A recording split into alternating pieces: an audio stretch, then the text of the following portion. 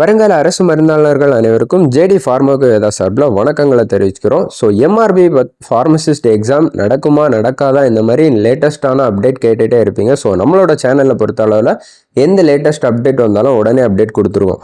So எம்ஆர்பியை பொறுத்தளவில் பார்த்தீங்கன்னா வருஷம் ஆனுவல் பிளானர், அதாவது எம்ஆர்பியில் இருந்து ரெக்வயர் பண்ணுற ஒரு போஸ்ட்டுக்குமே எவ்வளோ வேக்கன்சிஸ் இருக்குது அப்படிங்கிற லிஸ்ட்டு விடுவாங்க. ஸோ இன்றைக்கி பார்த்தீங்கன்னா மெடிக்கல் சர்வீசஸ் ரெக்யர்மெண்ட் போர்டில் இருந்து நம்ம ஃபார்மசிஸ்ட்டுக்கு பார்த்தீங்கன்னா 2025லேருந்து 2026 வரைக்கும் 630 வேக்கன்சிஸ் இருக்குது.